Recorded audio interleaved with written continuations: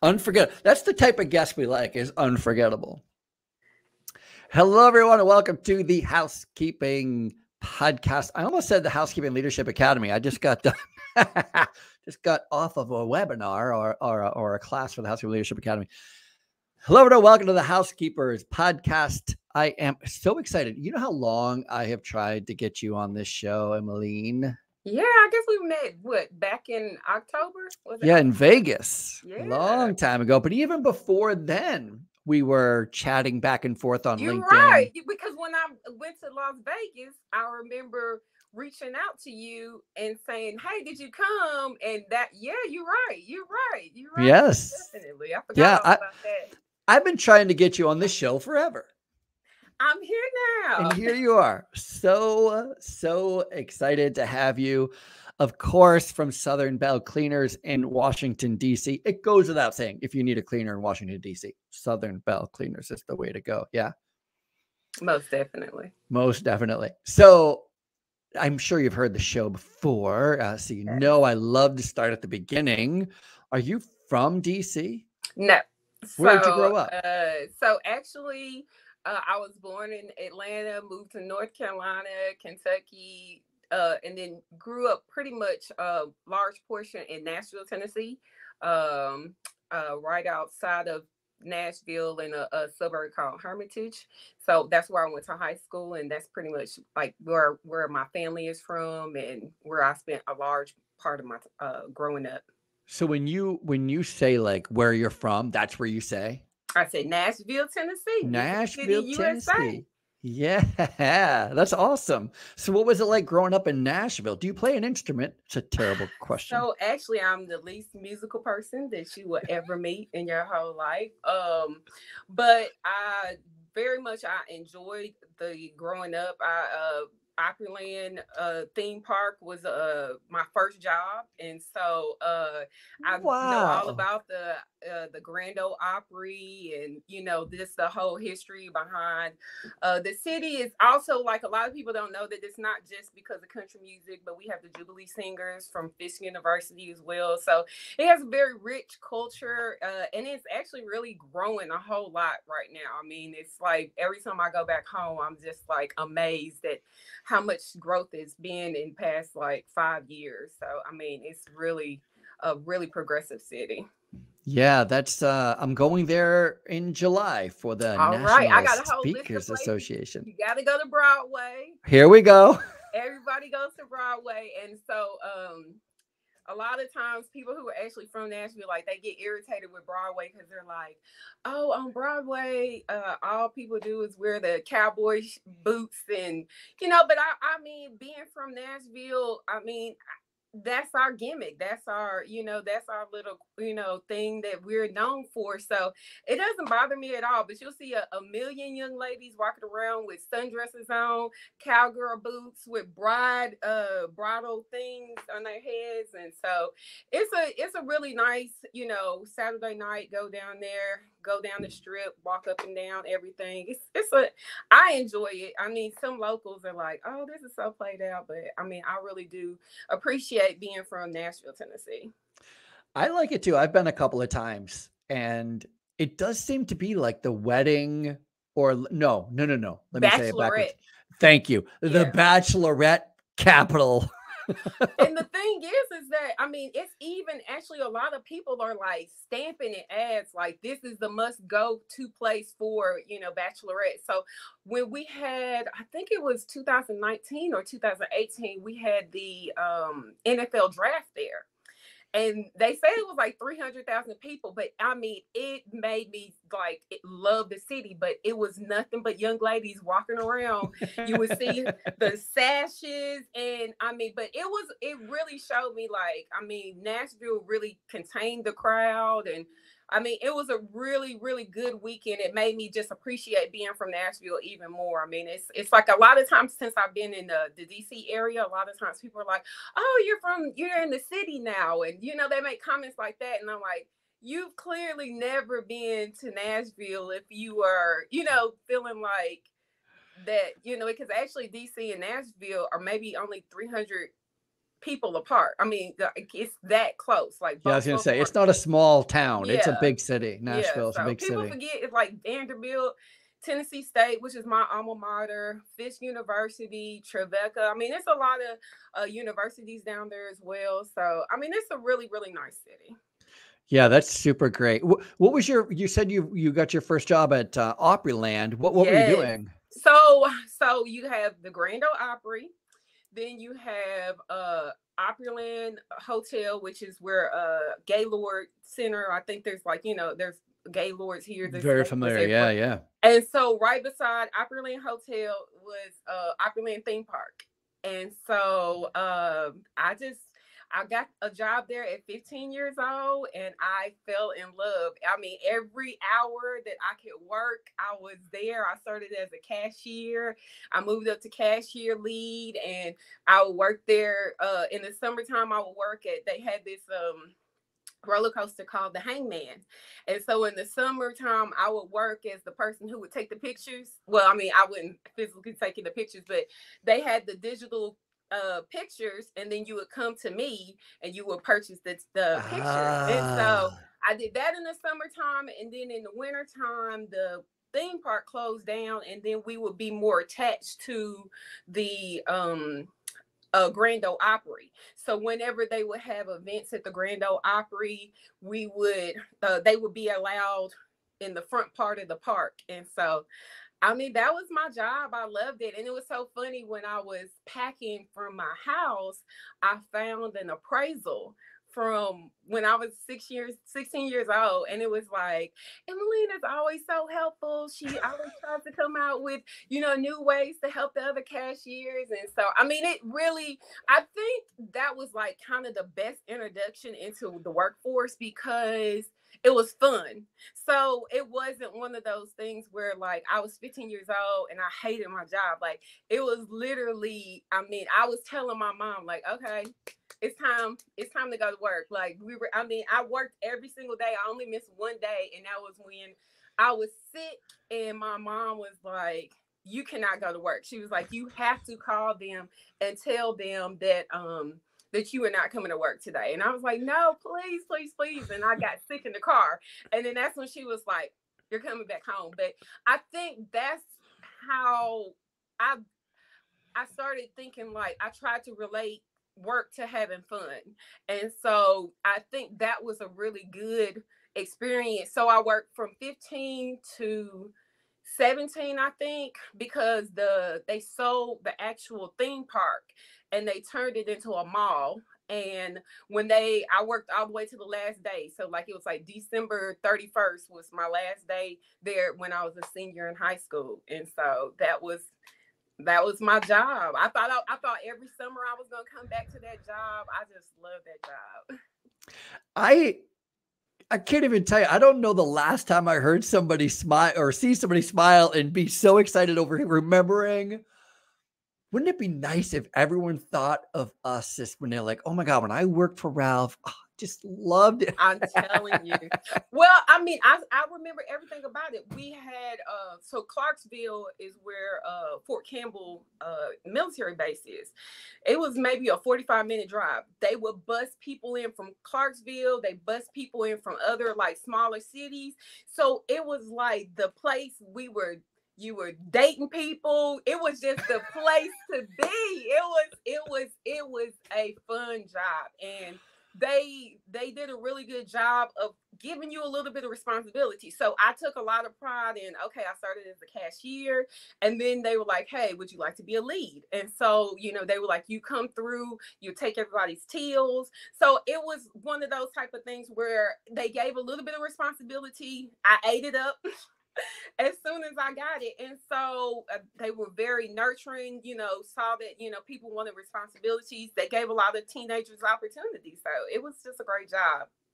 What was your manager like? Who was this person? My manager was like 20. And so it was like, I mean, so a lot of times in the summertime, we would get managers who were just like us. They had been there when they were in high school, they went to college and they were coming back home for the summer. So we would get people from, like, they went to school at Tennessee Tech, or they went to school at University of Memphis or UT Knoxville, and they would come for the summer. So they were kind of in enjoyment mode too. So it was and like almost your age too, like not too far outside of your age. So it was kind of like, as long as we're, you know, the teal is right at the end of the day, you're on time, we're good. And like I said, it was, since a lot of the people were bussed in, you were on time. So it wasn't a lot of, like, when you actually have a small business, it's not a lot of, okay, I'm running late, or I'm having these kind of troubles. It was like, hey, I got to the bus and the bus took me down and I'm here. So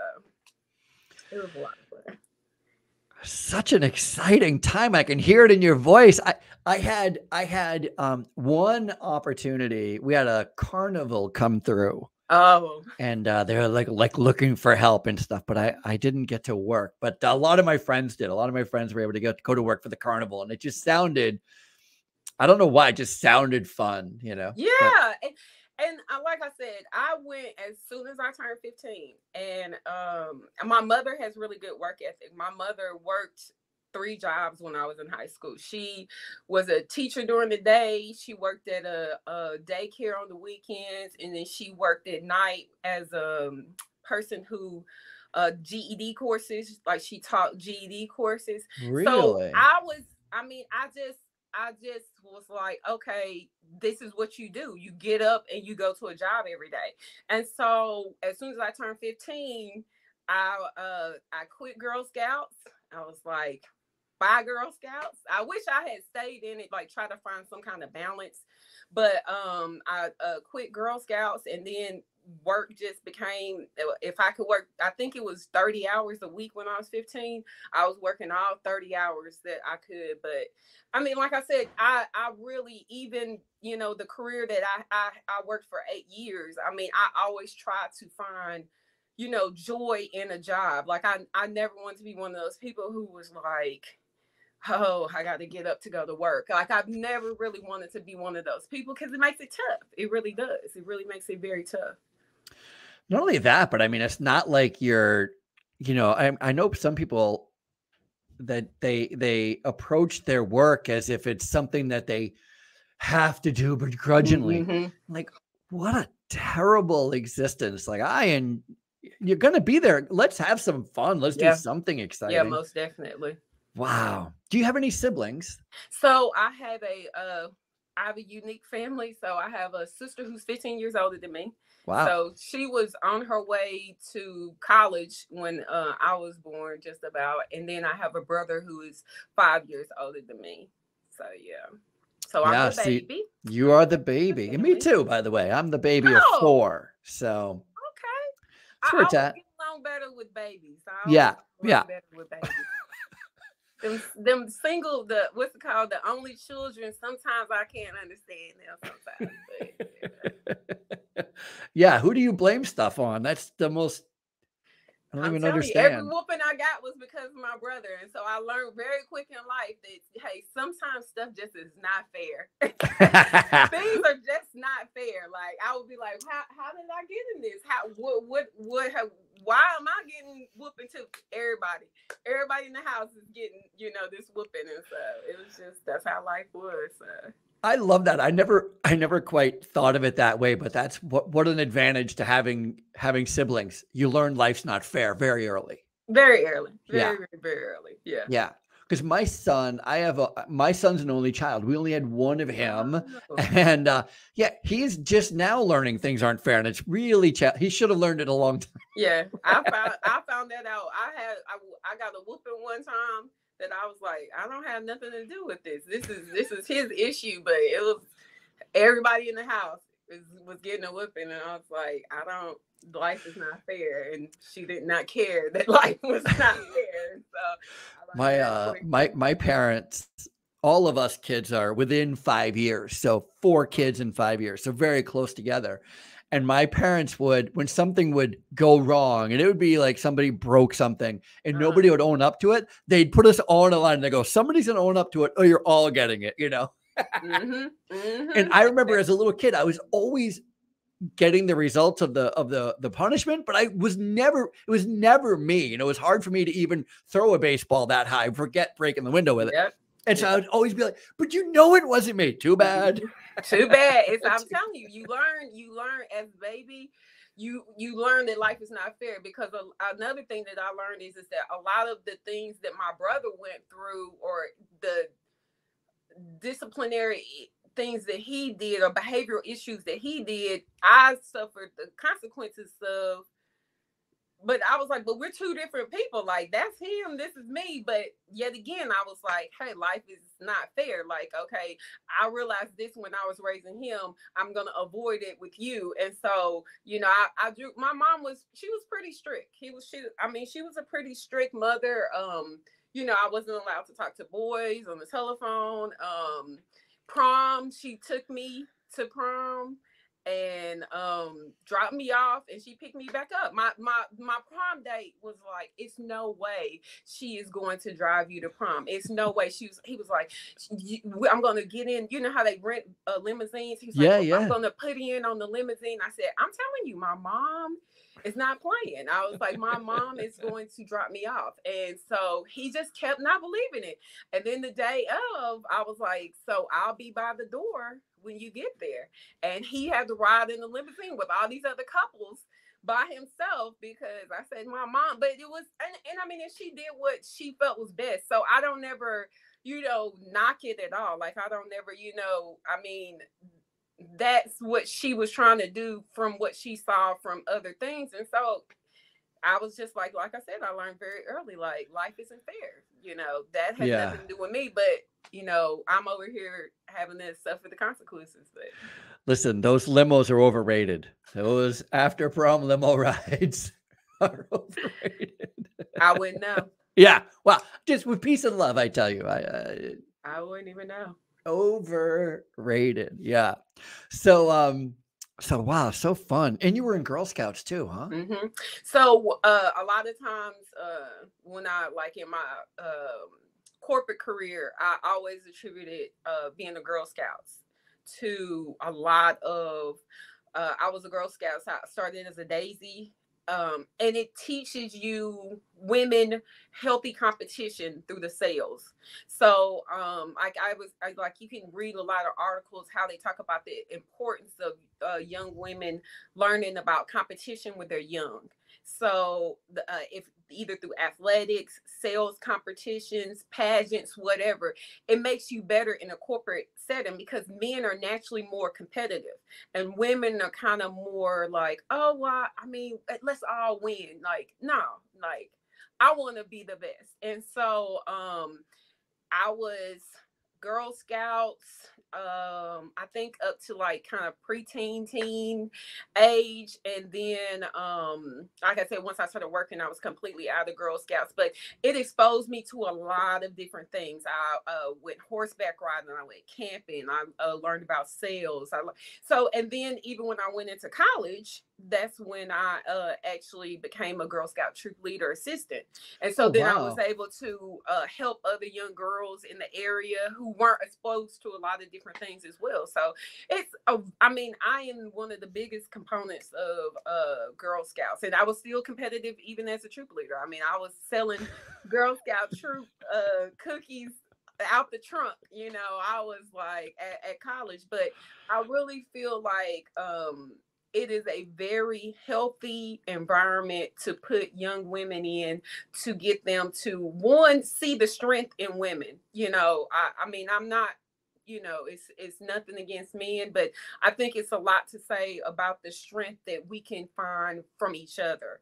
And then I also believe that the competition, the sales, that gives you that kind of business kind of mindset of, handling money. When I had my niece in Girl Scouts, and so, I was selling all of the cookies, and we actually, I think we sold the most or the second most, but I mean, we were like far away from like the next person over, because I was at work, selling those like crazy. But I talked to her about, okay, if you want these prizes, okay, this is how all of this works. So it was like trying to relate, okay, this is you sell this and then you get this money, you give it to the, it was a whole circle that I was able to teach her from Girl Scouts. And I was really happy that I was able to share that with her.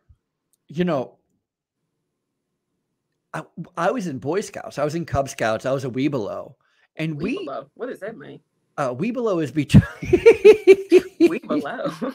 You know, you said boys are born competitive. I was the youngest of 4. I just wanted to eat at the table. Anyway, you learn to fight quick. Yeah. No, a Webelow is the year, there's a transition year between being a Cub Scout and being a Boy Scout. Oh. There's a transition in there called a Webelow. You're not old enough to be a Boy Scout and you're too old to be a Cub Scout.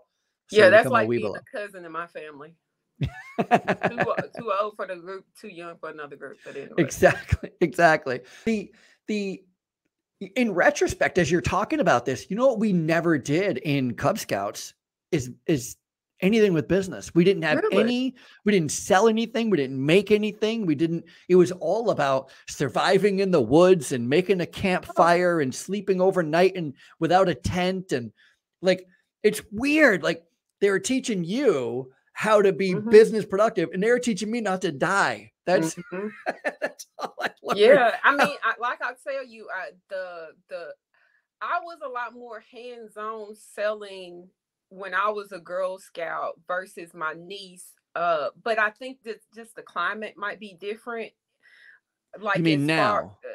Yeah, but not even COVID, not even the COVID thing. Oh. Just I guess you have to be more cautious of your interaction with people. So I was able to, when we were at Girl Scouts, we were setting up at Kroger's. That's the local grocery store in our area. And so I would be at Kroger's every Saturday. We would be up, and you were able to more walk up to people and be like, don't you want to buy some Girl Scout cookies? You know, and so it would become competition. Like, how many are you selling? Like, how many people can you get to come back to the table? How many people can you get, to walk back over to? Now it's become way more digital. So it's a whole lot more people's parents are sending emails to people and getting the sales like that. So like, even with my niece, I sent out an email at work, and that was kind of how I was able to sell a whole lot of them. So I don't even believe she went to an actual physical booth. Oh, that takes the you don't learn the struggle that way. You don't learn the sale that way. So she had to do the little sale thing kind of mockish. but but it was still like, you sell this, and then I didn't even give her all of her prizes until we had a whole conversation, because I said, your aunt, this is what your aunt did for you. Let's understand the whole process of selling, getting a return on the sale. So it was still a fun process, but it was a lot different from when I was younger, and you could just run up to somebody, you could say, hey, come back over to the table and buy some Girl Scout cookies. And then plus the price was different too. I think it was like $2.50. Now I think now they're like $3, $4, $5. I don't know. I can't even remember. The other day I was flying back from North Carolina, and I was getting gas before I was returning my rental car. And there was a mother and a son, and the kid was 16, 17. So he's an older kid, but they were going to every car asking for, they were selling a cookbook, and they were selling a cookbook for his college fund. So they were in a competition but the way it was I was so impressed with the mom and with him, because mom would literally make the initial intro and then she would step back. Really? And if he didn't speak up, then he didn't get a sale. There was that kind of, so she really let him do the bulk of the work. She just said, hi, I don't know, I'm making it up. I'm Kathy, and this is John. Okay. And we're trying to raise money for his education. And then John goes, hi, I'm John. And he goes right into his thing. Yeah. And she just steps back. I was like, oh, that's good. Yeah. So I like that approach a whole lot better. Like, I've seen it more in Nashville than I have here, but so they did a lot of kids selling waters or selling items at the light, and I have no problem with that. But it was when people kind of stand out there with the buckets. I just kind of feel like you have to teach children that okay, what is the person getting? Like, you can't just ask for something and you're not giving, anything back. It's just like, that's the reason why I was like, whenever I see a young child, selling a water or a car wash. We did a whole lot of car washes in this one neighborhood in North Nashville. It was it was either a car wash or a fish fry on this one corner for every youth program, football, everything. Yeah. But I really wanted to support it because it taught somebody, like, you give a service or you give a commodity and then you get money back in return, as opposed to, the simplification of standing there with the bucket and, just asking for a donation. But you got to get it, I guess, however you can. So it's what's so fascinating about this is that we're going to get into it here, of course, but if you learning this at an early age, this idea of hustle, the idea of business, the idea of exchange of value for value, really sets you up, puts you in a really good position to even think as an entrepreneur. Because how else do you even get exposure to that? I know people who, I tell them, everybody's wanting, what do you do for a living? And I'm like, I own my own company. They're like, oh my God, I would never even know how to. I wouldn't even, and on the other side of it, I'd be like, I've worked for somebody before. It sucked. I mean, it's the best. This is better. But, if you've never been exposed to it, it's crazy. But this isn't your first career. What did you do? What did you go to college for? So actually, Will, if you want to go through the whole story real fast. I do. So I'll give you the abbreviated version. So I went to college. I majored in chemical engineering with environmental option. And because I went to a summer program called Environmental Engineering in the Hood. So it was all about cleaning up water supplies in minority areas, making sure that landfills are just not being directed into poor and disadvantaged areas. So I was going to be an environmental engineer. And then I was going to go to environmental law. I was going to go to law school. That was the game plan. Then I was going to be a councilwoman and I was going to save all these people. And that was what I thought I was going to do. I took my first chemistry and was like, okay. And I took that second chemistry and I was like, oh, this is a lot. And so I had applied for interns and I interned at, I don't believe it's called this anymore, but it was a GE Appliance Park in Louisville, Kentucky. And yet again, another fun job. I mean, I loved it. And so I went there that summer and I was working on cooktops designs. And how old were you? What year in college were you? This was after my freshman year. Okay. So freshman. Okay. So so I went to college a semester early. So I had a GPA. I had a 3.0 GPA when the career fair came. So I was able to get an intern right there off the spot. So yet again, like I said, great planning on my mom's part. She always exposed me to a lot of different things. So I had the intern my freshman year, and every single summer during the day I would work at GE Appliance Park, and then in the evening I would work at Dillard's. And so I worked at Dillard's department store. I mean, I worked in the hosiery department, which I don't even know if that's a department anymore. But anyways, and so every summer that's what I would do. And so after that second chemistry class, I struggled a whole lot. I thought about it. I went to GE. I was like, I like drafting. I like this, and I was very easily persuaded to change into mechanical engineering. And so then I went ahead and I took some more mechanical classes, and then the next year I worked on the washing machine line, and every day our target was X amount of washing machines, and I could gauge every day when we went home, like, so did we do good as a line? Did my lines break down?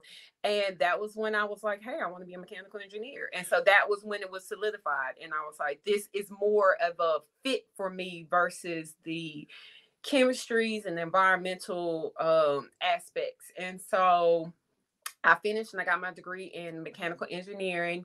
Then I went on to get a master's in engineering as well. And I went on to work for an automotive company. And I worked for them for 8 years. I loved that job. I worked production. I worked as a production supervisor, afternoon shift, night shift, night shift, afternoon shift, day shift. I worked in the quality department. I worked in design change coordination. I worked as a process engineer. So it goes back to kind of like the Opryland. I was like, I'm at another theme park. It was 9,000 people there. I was very, very fortunate to be in a setting where if a job was not the first job that I was there wasn't necessarily a good fit for me. We were always sitting at a desk. It was kind of like coordinating. We would take the design and then we would actually like coordinate it. So say for instance, we were changing suppliers for seats. So we needed to test the new seats. So I would sit here and I would communicate with the supplier. I would communicate with production. I would communicate with design, and we would make sure that the whole change, started on Tuesday.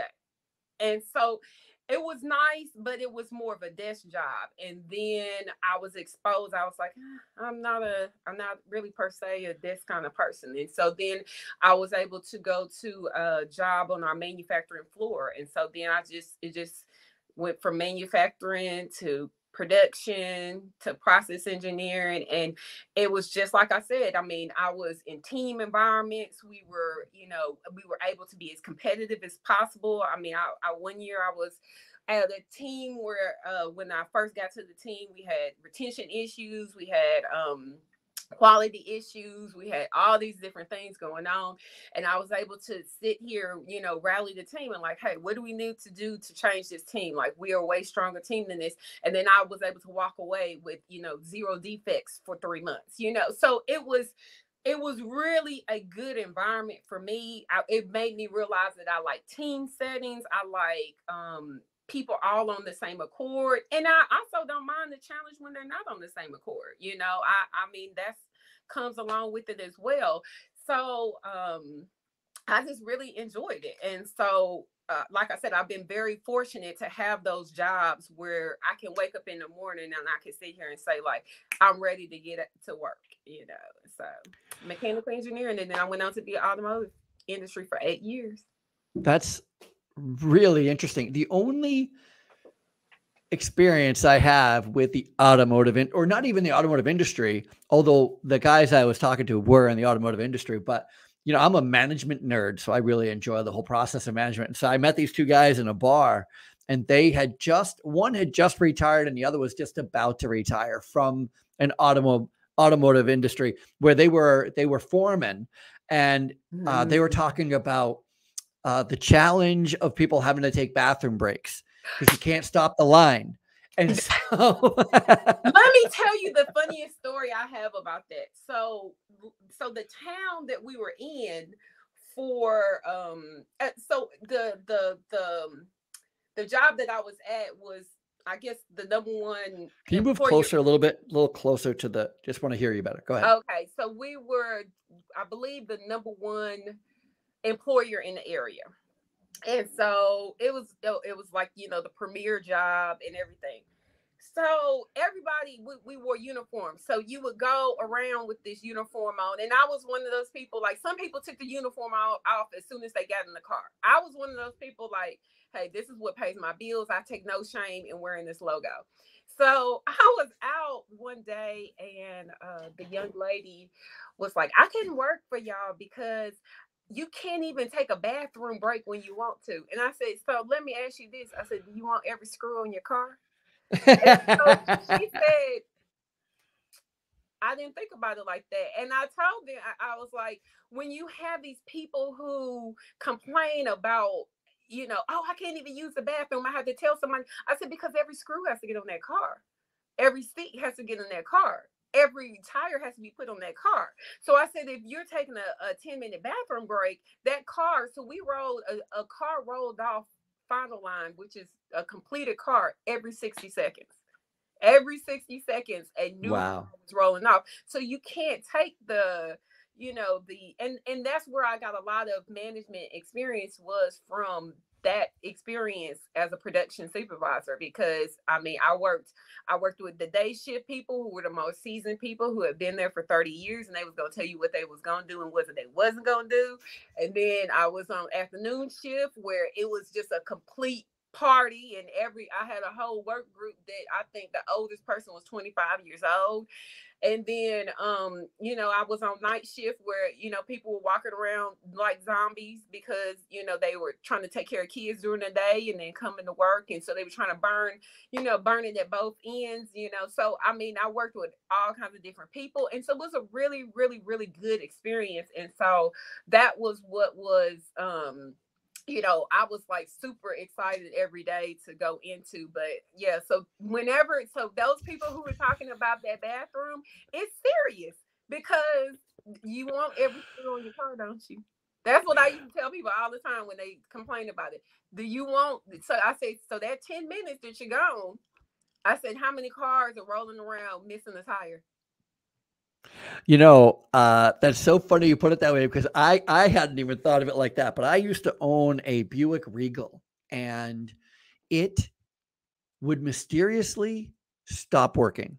Like, it would run, shut it off, go to start it again, nothing. I mean, not a click, nothing, no sound at all. And this was going on for months and months. And every time I brought it to the dealership, they'd get in it, it'd start right up. And I'm like, what is going on? Like, it was so crazy. And they replaced all kinds of things that they thought was going wrong with it. It turns out it was a battery issue, but there's a cable that comes off the battery and goes to a junction box that's hidden. You can't see. And there's supposed to be a screw on there, a nut that holds it in place, and there wasn't one. And now that you're saying this, right? Like, somebody went to the bathroom, because I put it on YouTube. Like, I videotape, like, look, it's not working. You're like, kind of thing. I've had 2 people reach out to me on that YouTube going, hey, I have a Buick Regal too. What'd you do to fix it? Because it's happening to me. Somebody went to the bathroom.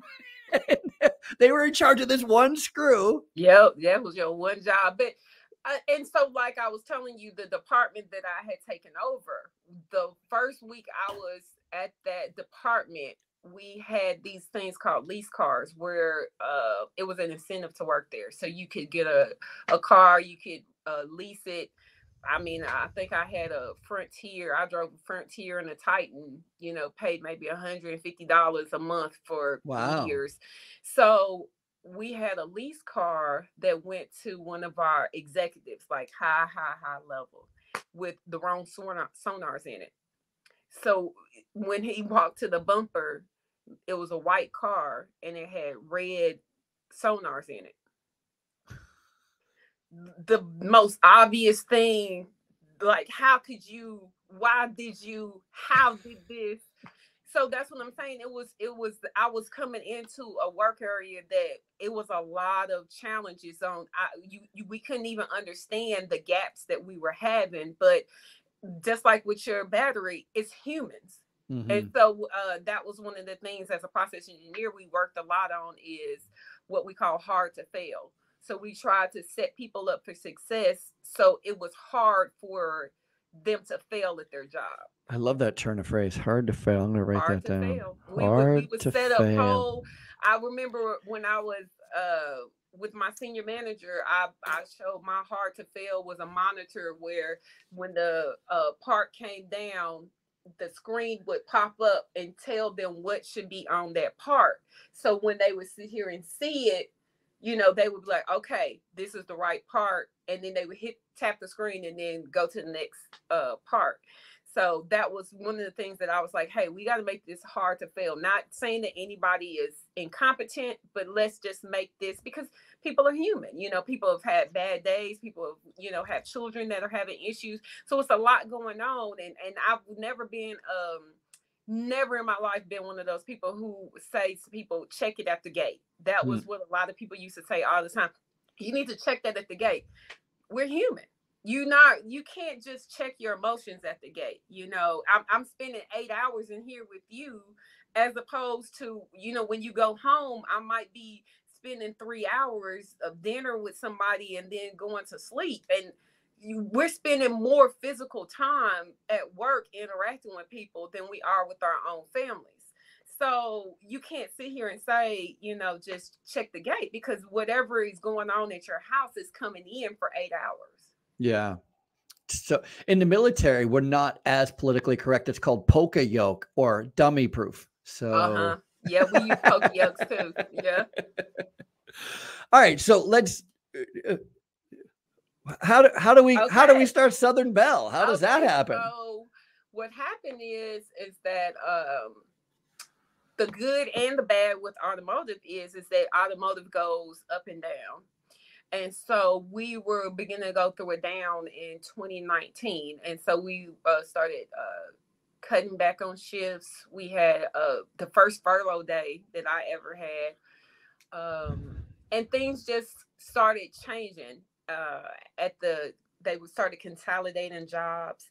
So I was getting very concerned. And so I was recruited by a job here in the Baltimore area, not as much DC, but the Baltimore area. And I came up here, and it wasn't quite the work ethic that I had previously been used to at Nissan, because I think coming from manufacturing, where I don't know, I don't want to be graphic, but I mean, people's lives are in your hand. It's very, you have to be very serious. Even though we had fun, we were like a family. You have to be very, if we had the line down, it cost the company $3,000 every minute that the line was down. Wow. Because you have to pay for all of these salaries. It's a lot of, it's very labor heavy. So I remember the first time I caused like downtime. I was emotional about it. I was like, I felt like I had did such a poor job, but it was, it was a learning lesson. But so it was a very serious job. And then also the work ethic was, like I said, it was one of the premier companies in the area. So a lot of people wanted to work there. So the job that I had here kind of was a different work ethic. So during the process of working there, I had started reaching out to Molly Maid, Maid Pro, Jan King, and so I was like thinking like, okay, I'll take the money I had sold my house in Tennessee. And I said, okay, I'll, buy a franchise. And so I was talking to my friend who has a business, and it's a smoothie business. And so he was like, I didn't go with Smoothie King. He was like, I did it myself. And I was like, I'm an engineer. I was like, I have no business training. I was like, I need the help. Except for all those years as a Girl Scout. I don't know what you're talking about. Yeah, my Girl Scout training. So I told him, I was like, no. And so then I continued to work at that job. And then he was like, I'm telling you, he was like, I know you from college. He was like, you can do this. He was like, it's going to be a slower grind, but you can do this. And so I just started using apps, started slowly. And I'm really happy that I went the more independent route, because I was able to see what fit, me and what I foresee with my company. So for instance, I want Southern Belle Cleaners to be the face of declutter. So that's what I want. You have a situation where somebody is in a poor living condition. I want Southern Belle Cleaners to be the first person that you think about in the greater Washington, D.C. area. And you're saying the word declutter, right? So do you also, is your specialty like hoarding? Yes. Yeah, that's what I thought. Okay. Mm-hmm. So we do commercial buildings. I mean, that is, still something that, we do very well. We have a lot of different contracts in the area, and still working on certifications to get even more contracts. So that is most definitely on our, list of services. But the declutter is something that, like I said, if I had not been able to do this my way, I wouldn't have been able to see that this is something I truly have a passion for. So when I was still working like in the business heavy, I went out on the job, and I went into a young lady's house, and it was a lot for me, because the way that I live is very, my mother, like I said, she was very strict. She was very organized. And so, you know, every dish has to be put up in the kitchen before we go to sleep. You know, every towel, when the dryer stopped, we're folding folding towels. I mean, it was a very clean house. And so when I went in there, it was very overwhelming for me. And I remember sitting there talking to her, and she was telling me about the year that she had and how much it was just to get out the bed, to open the door, to talk to me. And I just was like, I gotta help you. And it just drove me. I mean, I sat here, and she wasn't even sleeping in her bed because she had like this much room on her couch that she was actually able to sleep in. And that was where she was sleeping. And I said, I'm getting you back in your bed. I was like, I don't know how many hours this is going to take, but I am getting you back in your bed. And so that's kind of the direction that I started going in. And so, like, that's why I said it's really been, I went from like people being like, how in the world you went from mechanical engineering to a cleaning company? But if I had not found declutter, then it would have just been about money. It would have just been about freedom. It would have just been about, I think it would have, I would not have as much drive. But just seeing and I think, and I correlated it back to when I worked in my intern. Like I said, so when I worked on the washer line, this is how many washers we had to produce. 426. When I was in production, 426. So if I did 423, I knew I had some problems. And if I did 430, I knew I did a really good job. So for me, the declutter, I'm able to sit here and visually see, like, I made a difference. And so what I continue to work on is I want to be able to help them sustain it. So a lot of people are always telling me like, oh, you need to go in and just clean it and then come out and just, forever be the send the people out, forever be the housekeeper. No, I want us to come up with sustainable tools to have a healthier living condition. So that's what has completely driven me. So that's where I find 110% passion is, coming in and being able to see somebody who, and people throw out the word hoarding really fast. And hoarding is actually like a real actual anxiety condition. A lot of times people are just depressed. A lot of times people have just gone through a lot and they're just not able to push through. So it's not necessarily, every person is hoarding. A lot of times it's just people are at bad spots in their lives. And so I love to listen to the stories, but then also I love to work with them and show them like, okay, hey, this was a hit. You lost your mother that you were taking care of. Okay, now what are we gonna do? We can't sit here and we cannot continue to live like this. What do we need to do to take ownership of the situation? And so that's what I really, really, really, have found so much more passion in doing. So Southern Belle Cleaners is going to be the queen of declutter in the DC area. The queen of declutter. I like that a lot. You know what's interesting? Emmalyne, the queen of declutter. Emmalyne, the queen. What's interesting is as you're describing, first of all, I just want to say that I just absolutely love the whole notion of, I understand because I suffer from it too. I understand how confined spaces, clutter really drives me insane. Like I can't function.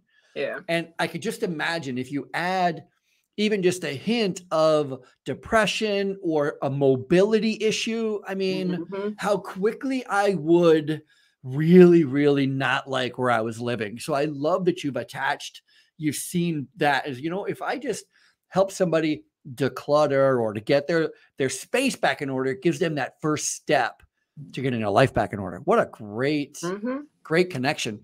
But I'll also admit that I'm also thinking as you're talking that you're like, and you want to come up with systems, and it's reminding me of like, well, the first thing I thought of was like, where's the best place to put a garbage can? And although that question might seem ridiculous to most of the population, it's a real legitimate question for those of us in the cleaning industry.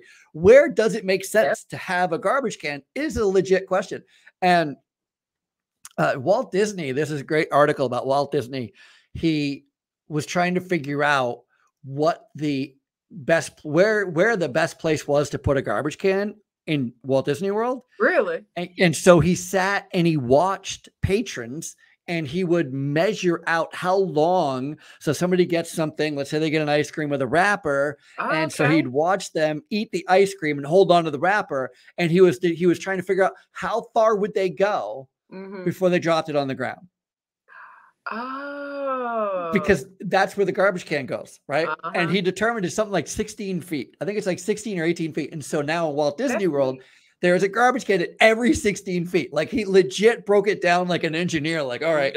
Well, and so a part of what I do is I take from my manufacturing background. So we had the 5 S's in manufacturing. So whenever we had an audit, whenever we would have executives come through, 5S, 5S, 5S. And so it was sort, you know, so that was where you're sitting here, like, you know, I would go to people's houses and I start with sorting. I'm like, okay, why do we have kitchen items in the bedroom?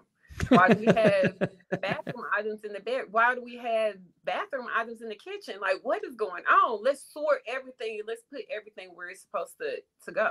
Then we would set in order. So set in order is when you start labeling things. And that goes kind of to where you are talking about trash cans. That trash can is labeled, it's to be there every 16 feet. So at Nissan, at my previous company, we would sit here and everything had labels. We told you where the brooms were.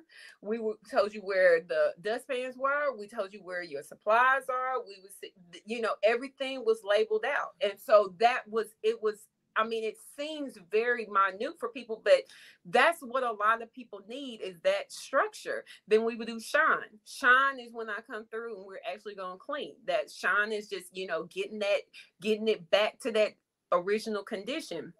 And then sustain. And so that's what I think is very, very crucial. Like, what do we need to do to sustain it? So for instance, you know, is it realistic for you to, for me, I've never had a trash can in my bedroom because I don't put trash can. I don't put a lot of, you know, I don't want a lot of trash in my bedroom. So I'm 100% fine with getting up and walking to the kitchen and putting something in the trash can. Some people are not. Some people need a good size. Like I had to sit here and say, I said, this little trash can is not for you. We need to get a full trash can in here because this is what you need. This is what is more sustainable for you for after you eat that apple, you not leaving that apple on your nightstand. This is what's more sustainable is let's set up a good, nice trash can right here for you. And so then the last one of the 5 S's is standardized. And so just making sure that we have systems that can keep these all standard for your living, you know. So that's kind of how I was able to, kind of like how you were saying, like Walt Disney took the engineering into it. So that's kind of where I took like the manufacturing world into my cleaning world and was able to kind of merge them together and say, hey, this is something that I saw success from, you know, multiple levels. I mean, we were managing people, the work groups were 30, 40 people, you know, and everybody knew, okay, this is where the trash is. This is, you know, those were the kind of things that we needed to do. And so this can work at your home level as well. So especially when somebody is trying to dig through, you know, different elements in their life, let's keep it simple. Let's keep it very simple, you know. So that's one of the things that I've found the most success in. I think that is so interesting. It's such a great way to look at not just cleaning, but also how to maintain. Like, how do you maintain? Because now that you're thinking about it, now that you're saying it, I have a trash can in my office, which really should just be a paper can. I only put paper in it. You know, I mean, I'm just always going through paper. But otherwise, we only have trash cans in the bathroom and in the kitchen. We don't have them anywhere else. That's very interesting. But sometimes you don't need that. I mean, but like I said, it's all in what a person needs. So for instance, I don't need a trash can in my bedroom because I'm not eating food in there. I'm not. So it's for me, Yeah, you no, know, I hear you. it doesn't per se bother me not having one, in my bedroom. The last time I had one in my bedroom was in college, and my sorority sisters came and they visited me, and we were eating popcorn in my bedroom, and they put the popcorn in the trash can, and I said, "You don't put popcorn in the bedroom trash can." And they were like, "Trash cans have names with you," and I was like, I said, "You don't put food in the in the bedroom's trash can." And so I was like, now I have to take this trash bag out because now it has been contaminated with food. And so, but that's what I'm saying. So for me, initially, when I was entering into um these environments, it was initially very difficult for me because, like I said, I came from a home where literally every dish had to be up before we went to sleep. Every dish had to be up. My mother, she ran a very, clean house. And so, I took that into college and I took that into my life. And so a lot of times I have to go in there, and I mean, I try to, make sure that I stress to me as well as, my team, we're going in there, no judgment, not no judgment at all, because we don't know what is going on to get to this condition at all. We don't know the behind the scenes. And even if they start telling us, yeah, I mean, I love to sit down and listen to the story, but it's still not for me to judge. It's for me to be that help. And a lot of times, sometimes I'll just show up and then it motivates them. So a lot of times it's just, somebody coming in. And so that's the reason why I always tell people, whenever I go somewhere and I do my 30-second elevator speech, and I say, we work to empower people to return back to healthier living conditions. Everybody thinks of, oh, that's my auntie, that's my grandmother, that's my this, that's my that. And I always tell them, make sure that you are not judging them, because that is the last thing that you need, is for them to feel like, okay, I don't want them into my space because they're judging. You don't know how much better that conversation might go if they feel like they're not going to be judged once they're ready. Because once they're ready, they're not going to turn to you if you're judging them. And so that's one thing that I always stress to people. You can't sit here and you can't put it on them before they're ready to do it. So you just have to sit here, you have to be ready, and you have to be judgment free. And just, whenever they raise the hand to say, hey, you know how you said you don't mind helping me clean my kitchen, hey, let's come over. And I've had it like where I want to come through and I want to do a drastic, everybody let's grab bags and get out of here.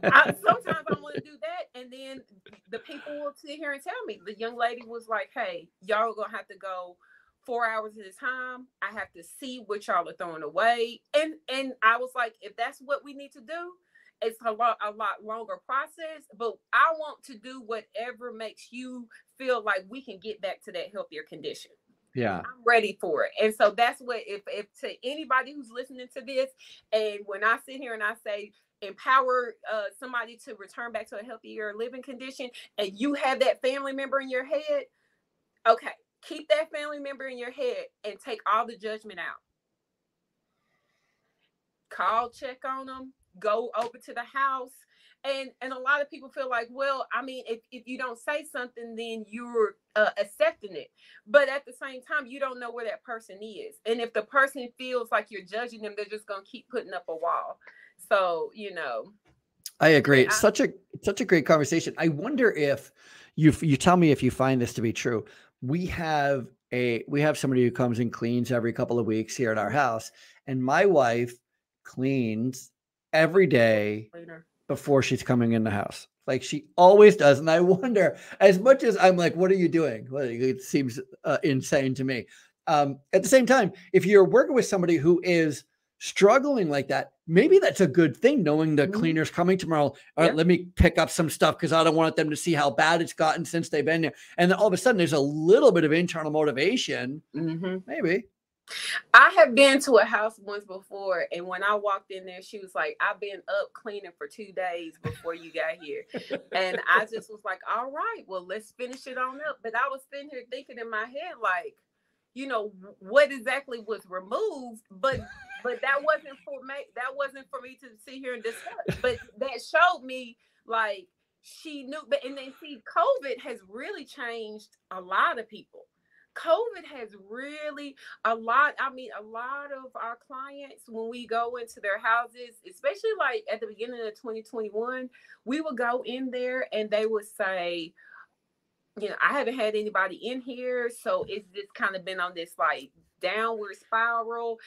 People were kind of more secluded. And so whatever people who might have been teetering on not having the best, maybe routines, cleanliness routines, kind of, it just kind of got a little bit worse because people weren't coming in and visiting.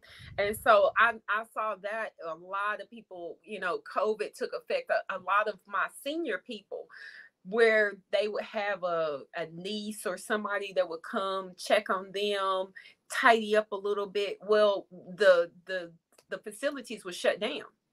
Nobody could come in and visit, and so nobody even knew that this man was living like this, for months, until so terrible. It was a smell that so was terrible coming from his apartment, and he was reported due to the smell.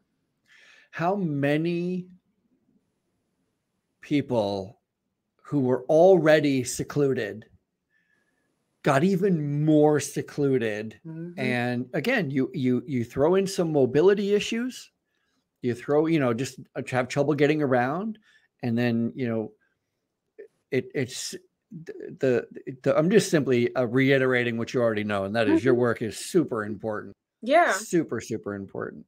Yeah, and I mean, and the thing is that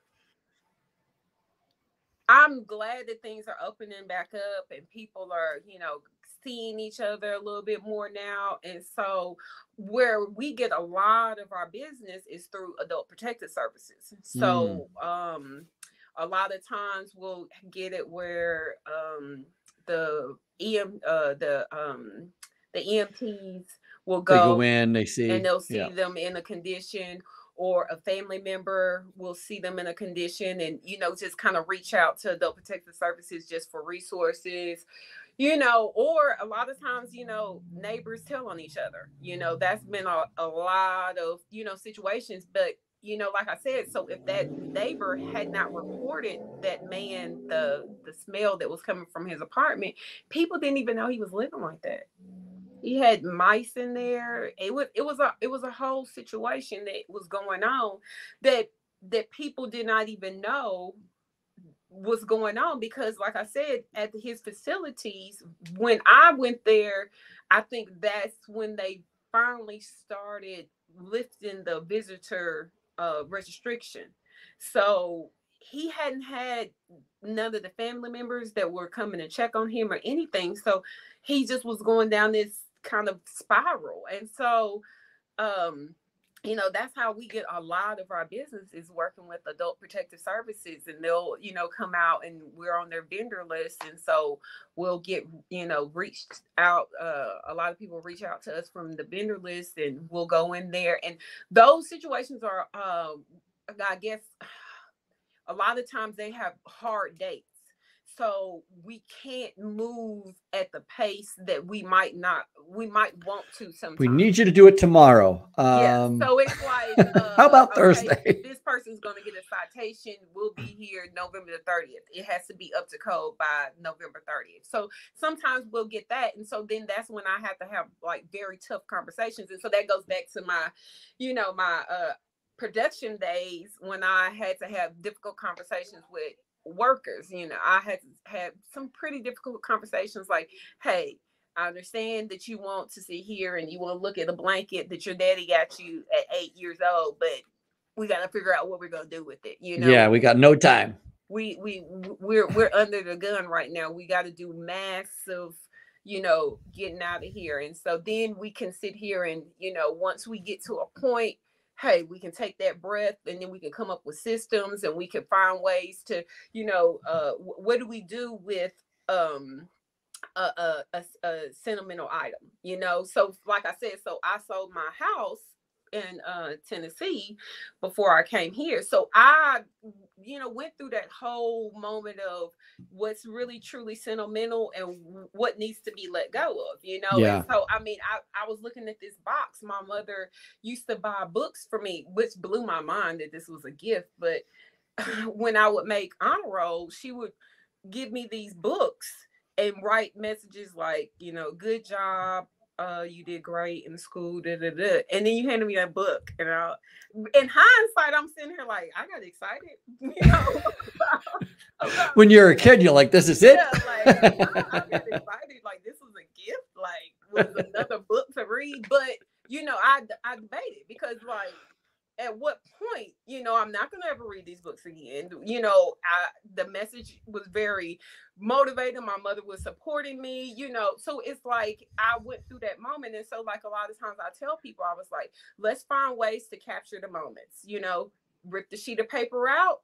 Let's put it in a keepsake book. And I said, and I started doing keepsake books. I started doing scrapbooking t-shirts. So, you know, I from my sorority, from my university, you know, from all these different organizations I'm in, I always get t-shirts. I used to be big in marathons and 5Ks.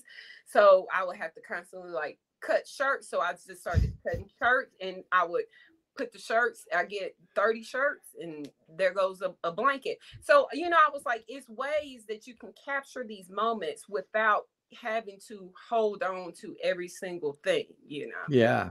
I do it with pictures. Just take a digital picture of stuff.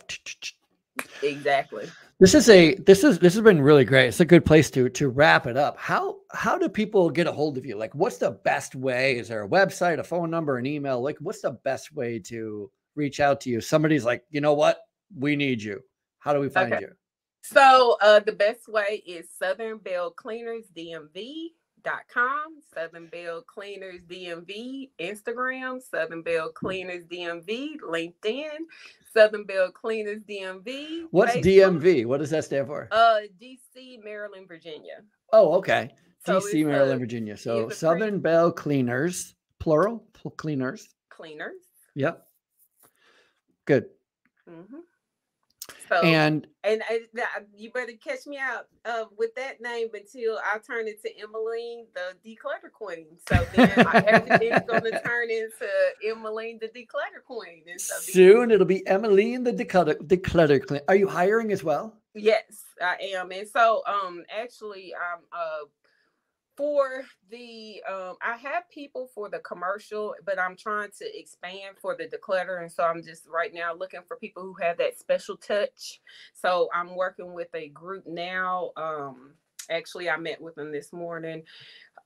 People who have that same touch as me, because when we're going into the declutter homes, it's not your standard clean. So like it's not like what a lot of the other guys, they want to just go in, you know, mop a floor, clean a microwave, you know, wipe down some desks, and, you know, get out of there. So it's not that environment at all. So that's the reason why with the declutter, I'm trying to, as we expand, get people who are on the same mindset as me as well. And so that's one thing that I'm really trying to, and I know that, you know, hiring is difficult, and, you know, a lot of people are like, oh, you just got to take what you get. But no, not for my clients. You know, I want what, you know, is going to be beneficial for them. And I believe that the most beneficial environment for them are people who want to, like I said, our whole motto is to empower them to return back to a healthier living condition. I don't need somebody just going in there, you know, for a job. DC is a big area. Is there a specific area you're recruiting from, or just general DC? So I'm DC, Prince George's, Montgomery County, North Virginia, Alexandria, Arlington, and Annapolis. So okay. I'm but the actual candidates that well, the person I have now is in the same county as me, but most of my work is in the North Virginia area. Okay. So I'm trying to pair up and for the decluttering, I'm trying to pair up and get somebody that's a little bit more in North Virginia. But I mean, I'm taking them from everywhere, but that's kind of where most of our declutter the work is. Awesome. Emmalyne Head, thank you so much. Thank you. I'm glad that we finally got to Me do this. too. Yes, See, this was fun. Yeah, it was fun. I don't know why I don't even know why. Don't say I don't know why we. I don't know why you. You got me. You got me. You got me. You got me. This is not a I don't know why we. Well, that's it. Go to Southern Belle Cleaners DMV, basically everywhere. .com, Instagram. Yeah. Did you say Twitter? Maybe not. I have a TikTok, but those cleaning TikToks are awesome. Is that what you're doing? Yeah. Well, and so that's you do some of those before and after of those declutterings. Actually, that is something that I want to do a lot more videos, but due to privacy. Yeah. So, you know, a lot of people like, oh, we'll just get them to sign a letter and everything. And so it's me that's holding back. I kind of feel like that's a sensitive thing for me. So I don't really, I mean, I have a million videos, you know, in my phone, but that's a little bit more sensitive. So I'm trying to find a way to present it. So I've had a lot of suggestions on, you know, ways we can do before and afters. And I've actually seen like some other people who are in the declutter space and how they do their videos. And so that is something that I would like to, that's why I said I didn't give out the TikTok yet, because I'm trying to find the best way to market it, but as well make sure that it's done in a sensitive manner. Yeah, no, I appreciate that. I really do. Instagram is enough, right? Southern Belle Cleaners DMV on Instagram or .com. Emmalyne Head, thank you so much. This is Housekeepers.